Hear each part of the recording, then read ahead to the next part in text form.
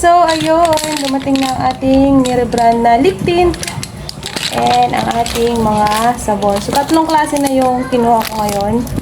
Dahil nga, yung pangalawa na kinuha ko is na apat na piraso na natira. So, susubukan naman natin yung mga ibang produkto ko. Ayan, dahil nga po nirebrand po natin ito, syempre, atin na to.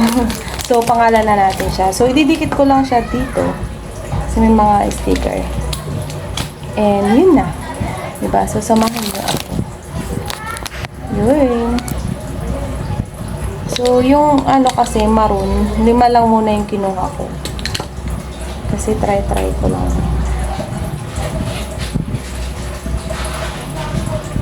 So, hindi madali ang pagkakaroon ng o mag-umpisa ng isang rebranding kasi syempre hindi pa tayo kilala. Ipapakilala pa natin sa tao yung mga produkto natin, 'di ba? So, struggle. Kaya lang, bakit naman tayo susuko, no? Kung yung iba nga nagawa nila, bakit tayo hindi, 'di ba? Sa maliit na puhunan, ayan, pwede tayong mag-umpisa kahit na ano yung pwede nating maisip, no? Kagaya ng ito, rebranding ng lip tint and sabon, no? Ang ginagawa ko, inaalok-alok ko po sa mga random people and maraming mga rejection, maraming pangungutya, no? Pero thanks God kasi may mga naniniwala at naaawa siguro sa akin, no? Habang ako ay naglalakad, no? Pero hindi yun ang dahilan para itigil ko siya, no? Gagawin ko siya dahil maganda yung product, ayan, nahiyang ako. At alam ko na marami rin sa mga kapwa ko na gusto rin na makasubok or mahanap yung magandang produkto para rin sa kanilang skin. Siyempre, at ipapakilala natin to. Si Soul Lip Tint and Soul Beauty Product, 'di ba? So, ganun lang, no? Laban lang. Lahat naman tayo ay may mga pangarap sa buhay, no? Bakit hindi natin tuparin ito? No, slowly but surely, sabi nga. So, para-paraan para tayo ay magkaroon ng hanap buhay, no? So, isipin na lang natin nung tayo ay maliliit pa, no? Nangarap tayo, nag-aral tayo, no? Marami man mga failure sa buhay, pero andito pa rin tayo.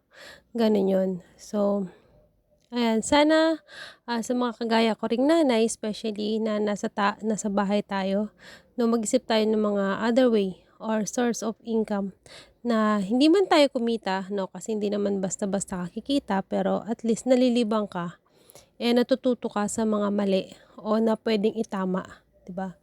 No, at para na rin makaiwas din sa mga anumang nababasa or mga napapanood or mga problema na sa bahay, 'di ba, or sa anuman, 'di ba?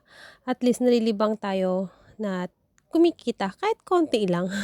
Papiso-piso man 'yan o 25 cents man 'yan, basta meron tayong kinikita at natututunan natin 'yon sa pamamagitan ng ating ginagawa, no, sa buhay. So ayun lang, no. So thanks to everyone who's always watching and visiting on my channel as always, no.